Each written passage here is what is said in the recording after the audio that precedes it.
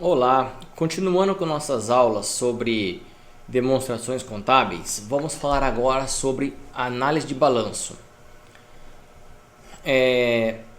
Nós iremos ver nesse momento índices que vão indicar qual a situação financeira e econômica da empresa.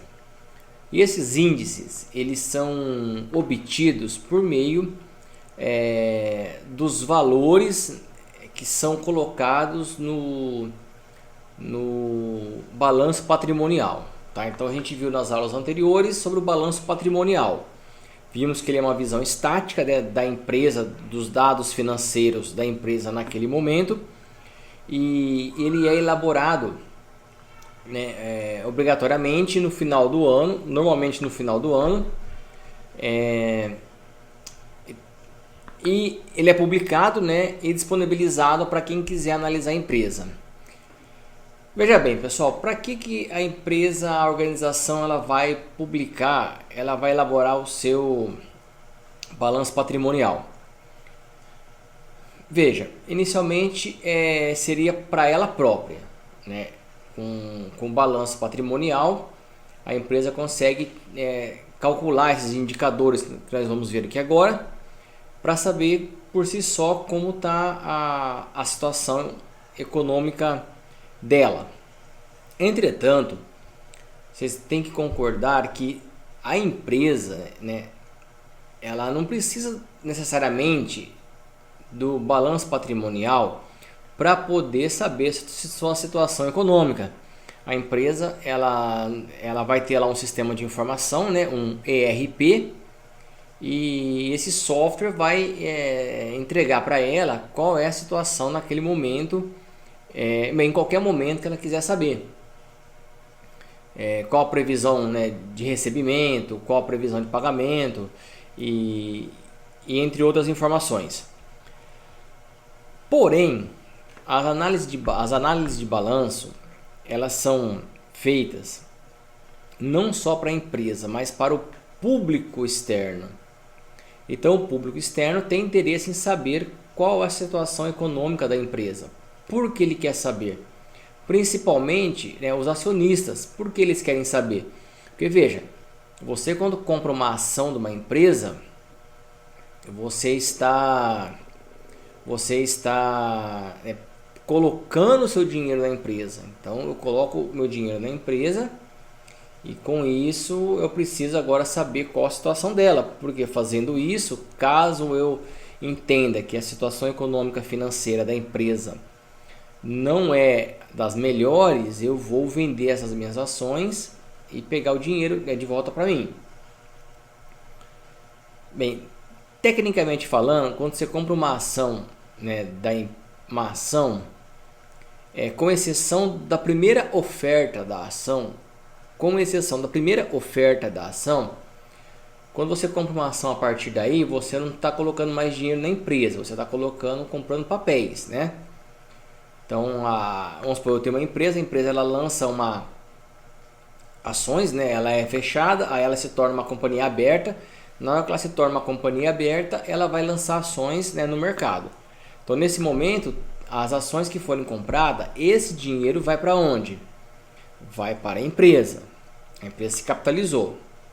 A partir daí, se eu comprei ações do primeiro lote que saiu, quando eu vender minhas ações e uma outra pessoa comprar, esse dinheiro que ela está comprando não vai mais para a empresa. Esse dinheiro só vai para mim, porque eu vendi as ações. Quando esse terceiro vender as ações dele, o dinheiro da venda não vai mais para a empresa, vai para esse terceiro, entenderam?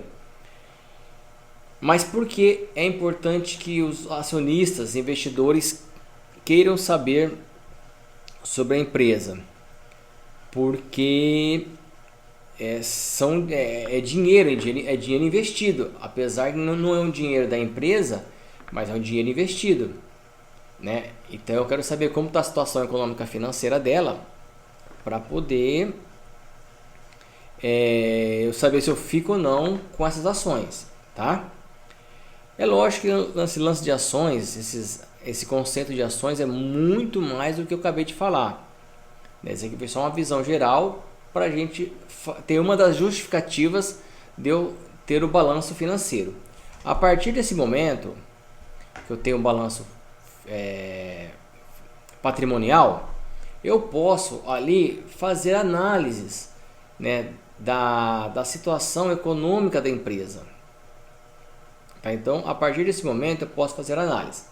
Então, eu tenho análises verticais e análises horizontais. Além disso, eu tenho também índices que vão usar aquelas contas que nós vimos do ativo, do passivo, etc, para poder indicar como é que está a situação, né, da empresa. Tudo bem? Então vamos lá. Inicialmente eu tenho duas análises básicas que eu posso fazer com o balanço patrimonial. Quais são essas análises? Análise vertical e análise horizontal, tá? Então, análise vertical. Então, a análise vertical ela é feita de cima para baixo. E ela é usada, pessoal, para identificar a porcentagem de participação de um determinado indicador nos resultados. Então, veja, como que é feito a análise vertical. Então, aqui eu tenho um balanço. A análise vertical, pessoal, ela é feita, então, né? Eita. Ela é feita aqui, esse software aqui não tem como eu deixar a linha reta, então vai ficar nessa maravilha aí. Então ela é feita de cima para baixo. Então, e para que ela serve? Ela serve para eu poder saber o seguinte, ó. Por exemplo, ó, o quanto que estoques, por exemplo, né, estoques, ó. O quanto que estoques representa do meu ativo circulante, entendeu? Qual a porcentagem de estoque do meu ativo circulante? Por exemplo, agora uma outra análise, o quanto que o ativo não circulante, né, total aqui, ó, ele representa do meu ativo total, entenderam? Então o que eu faço com a análise vertical?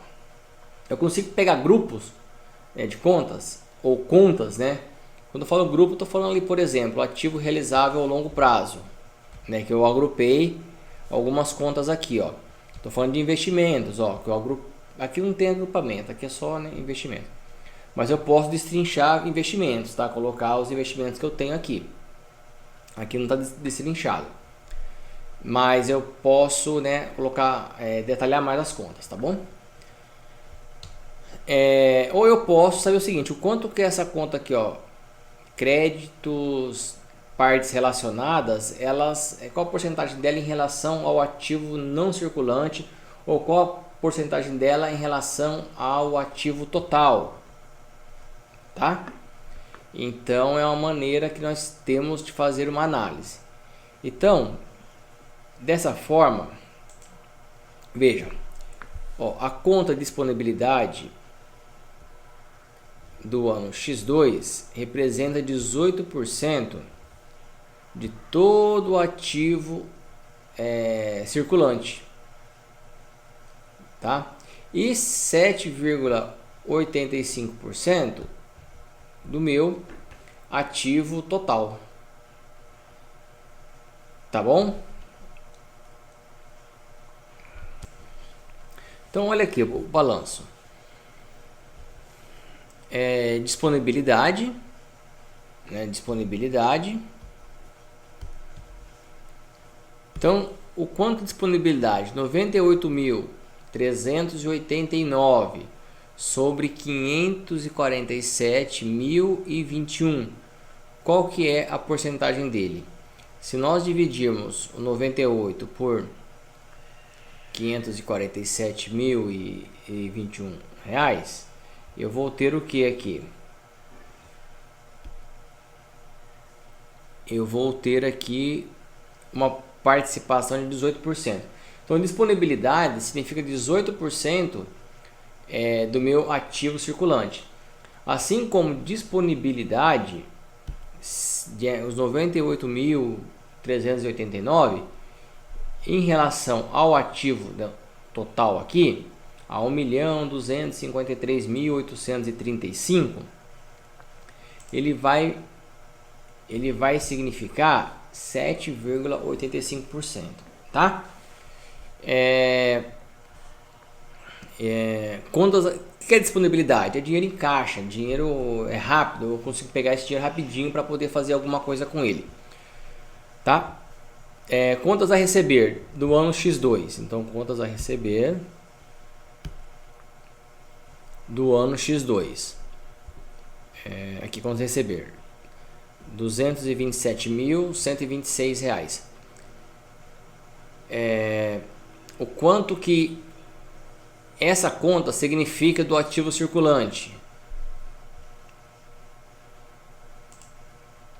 Então, ela significa do ativo circulante 41,52% do ativo circulante, e do ativo total ela significa 18%, tá? Então, é uma maneira de nós conhecermos o quanto cada conta ela significa, né, em porcentagem em relação ao grupo que ela está inserida, ou em relação ao, né, ao ativo ou ao passivo total, tá ok? Bem, já a análise horizontal, ela serve para quê? A análise horizontal, ela é feita o seguinte: eu quero saber qual é a evolução das minhas contas em relação ao ano anterior, né? Então, o valor da análise horizontal, ela vai ser chamada de número índice. Qual que é a conta dela? Para obter esses valores, então eu vou sempre comparar o que? Se for pegando como exemplo o que nós temos aqui na apostila, tá? Então eu tenho aqui, a conta mais recente sobre a conta mais antiga, menos 1 vezes 100, para dar o valor em porcentagem. Então, por exemplo, de novo, a análise horizontal, ela indica o crescimento da empresa, crescimento positivo ou negativo, tá ok? Então veja, ativo circulante cresceu 2,18 em relação ao ano X1. O que eu fiz aqui? Eu peguei o valor do ativo circulante de X2 e dividi pelo ativo circulante de X1 e, né, menos 1. Tá? Então vamos lá. Então vamos voltar lá no gráfico. Então o que eu fiz aqui, eu dividi, o ativo circulante de X1, tá? Dividir por X2, dividir por X1. Então nessa divisão aqui eu vou ter o que? Eu vou ter qual foi a evolução. Então aqui na apostila está dizendo que o ativo circulante ele cresceu, né, 2,18 em relação ao ano anterior. Assim como os meus estoques, que está lá no ativo circulante também, ele diminuiu 2,12 em relação ao ano X1, tá? Tá tendo um erro aqui nessas continhas aqui, que faltou aqui, pessoal, faltou um parênteses bem aqui, faltou fechar parênteses aqui,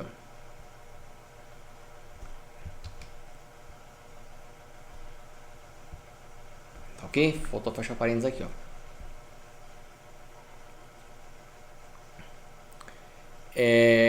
empréstimos aumentou 5,21, né, em relação a X1, tá? Então é para isso que serve o horizontal, serve para eu saber qual foi a evolução, né, em relação de um ano para o outro, tá?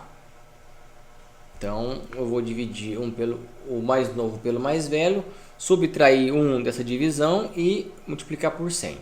Tá ok? Então vamos lá. Índices econômicos de liquidez. Para que servem esses índices econômicos? Pessoal, índices econômicos existem muitos, tá? Vamos ver alguns aqui, bem básicos, mas ele serve tanto para a empresa se orientar como para o público externo interessado na empresa saber como que a empresa está. Então, normalmente, quando eu falo liquidez, eu tenho liquidez, endividamento e outros tantos, tá? Então, quando eu falo em liquidez, eu quero saber coisas rápidas. Para você ter uma noção em quantidade de índices que existe muitos, tá? Aqui, ó, é um site que, né, que fornece esses índices, ainda mais se você for investidor, você vai querer conhecer esses índices aqui para poder saber se você vai comprar, né, uma ação ou não, tá? Então, dependendo do seu perfil de investidor, normalmente tem dois perfis aí, né? Tem um perfil do investidor que eles chamam de fundamentalista, que é o que faz os cálculos, né, toma decisões a partir de índices, desses indicadores. Então, esses investidores, eles entram aqui nesse site ou outros sites que existem que fornecem aí índices, e de acordo com esses valores aqui, a pessoa vai saber se vai querer comprar ou não, tá? Ações, tá? E existe um outro investidor que é o investidor, me fugiu o nome agora, é o fundamentalista e o de análise técnica, se eu não me engano. Análise fundamentalista e análise técnica, tá? Eu não tenho muita certeza nesse último nome aí, mas é aqueles que tomam decisões de acordo com um gráfico que vai dizendo qual está sendo a cotação da ação, né? Vai subindo, vai descendo, e a pessoa ela tenta ali, de acordo com algumas técnicas que existem, sabe determinar o momento em que a ação vai começar a subir ou vai começar a cair, tá? Então são normalmente essas duas escolas aí. Então olha a quantidade que eu tenho de indicadores, né? E tem outros tantos, tá? De indicadores aí para você tomar decisões em cima desses indicadores. Então, indicador de liquidez. Então, um dos indicadores de liquidez é o indicador chamado liquidez corrente. Ó, liquidez corrente. O que esse indicador faz? Esse indicador aqui, pessoal, você vai dividir o ativo circulante sobre o passivo circulante. Então, você vai dividir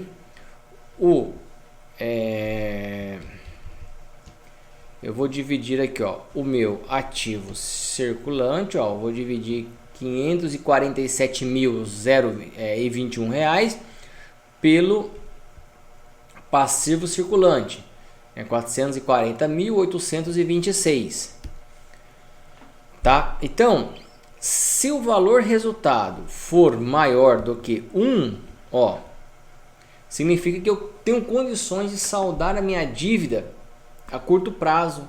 Então, se todo mundo vier me cobrar de repente, ó, vou cobrar você, se for maior do que 1, significa que eu consigo quitar todas essas dívidas aí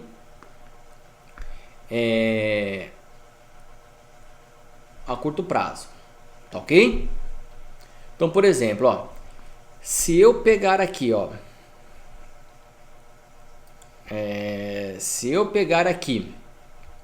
meu ativo circulante, né, de X2, que eu falei para vocês, ó, 547 sobre 440, né, mil, menos 1 dividido por 100, vezes 100. Então, de novo, esse errinho persistindo aqui, ó, né? Eu vou ter aqui seguinte, eu vou ter assim, para cada R$1 de dívida eu vou ter R$1,24 de ativo, tá? Então, para cada R$1 no meu passivo circulante, eu vou ter R$1 no meu ativo circulante. Tudo bem? Agora veja, se nós olharmos aqui o ativo circulante, ele é composto do quê? Ele é composto pelo estoque, ó. O estoque, ele não é dinheiro. O estoque eu vou ter que vender. Possa ser que na hora que eu vendo, se eu precisar vender, né, urgente, a minha mercadoria está em estoque, eu não consigo o preço de mercado. Eu vou ter que vender um pouco mais barato, né, para poder vender isso logo. Uma emergência, por exemplo, né? Então, a liquidez seca, o que é a liquidez seca? Ela tira o estoque. Então, ela vai calcular o ativo financeiro, o ativo circulante, menos os estoques. Então isso vai me dar um resultado realmente em dinheiro monetário. Fazendo, né, essas contas aqui, ó, tirando, ó, ativo circulante, tirando o estoque, ó, aqui é meu ativo circulante, sobre o meu passivo circulante, eu já vou ter o que? Eu já vou ter, então, para cada R$1 que eu tenho no passivo circulante, eu tenho 85 centavos no ativo circulante. Então já mudou um pouco a história da coisa, né? Eu tenho a liquidez imediata. O que é liquidez imediata? Voltando aqui o balanço. Se a gente olhar aqui, ó, por exemplo, imposto a recuperar é dinheiro, ele é dinheiro, porém, acontece, quando você vende a mercadoria, você tem que pagar o imposto sobre ela, normalmente o ICMS, normalmente, tá? Tem outros também aí, mas o ICMS é o mais comum. Então, supõe o seguinte, eu vendi uma mercadoria e eu tenho que pagar, exemplo, R$20 de ICMS. Só que eu tenho imposto a receber de R$10. Então, na verdade, o que eu vou pagar para o governo é 20 menos 10, eu vou pagar R$10 para ele. Então, não é que o governo vai me dar dinheiro. O governo vai fazer o quê? Ele vai abater o que eu devo menos o que eu tenho direito. Né? Contas a receber é a mesma coisa, eu tenho que receber isso daqui dos meus clientes, mas vai que os caras não pagam. Então, para isso eu tenho um outro índice, que é o índice que vai chamado de liquidez imediata, tá? Esse realmente é din-din mesmo, assim, é din-din, é dinheiro sem precisar depender de ninguém, é o dinheiro que está na minha conta, tá no meu caixa, Então veja, eu tenho aqui, ó, as minhas disponibilidades, tá? Sobre o meu passivo circulante. Eu fazendo aqui essa conta aqui, eu tenho o que, ó, que em X2, ó, a minha liquidez imediata é de 22 centavos. Ou seja, para cada R$1 que eu tenho devendo no meu passivo circulante, eu vou ter o que aqui? Eu vou ter para cada R$1 eu vou ter 22 centavos para poder saldar essa dívida, tá? Já em 2020, já em X1, eu tenho aqui, era 26 centavos, era uma situação um pouco melhor, tá? Liquidez geral. A liquidez geral, olha aqui, ó, é o meu ativo circulante mais meu passivo realizado ao longo prazo, ativo circulante mais ativo realizado ao longo prazo sobre passivo circulante e passivo não circulante. Então, eu tenho que aqui, ó, eu tenho meu ativo circulante, tá bom?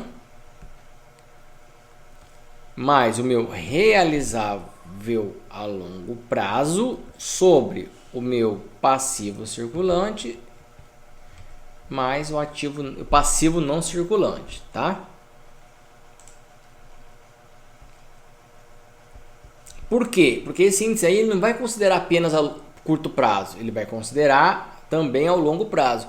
Tanto as minhas dívidas ao longo prazo, quanto os meus créditos a longo prazo. Tá? Então eu já pego uma visão não de um ano, de um ano e meio, mas sim acima de 2 anos. Tá? Porque tudo que vai no longo prazo são aquelas obrigações que vão vencer após o final do exercício seguinte, né? Então é acima de 2 anos, tá? A gente viu isso na aula passada. Bem, pessoal, vamos parando por aqui e na próxima aula a gente continua com uma outra demonstração financeira, que é a demonstração do resultado do exercício. Até breve.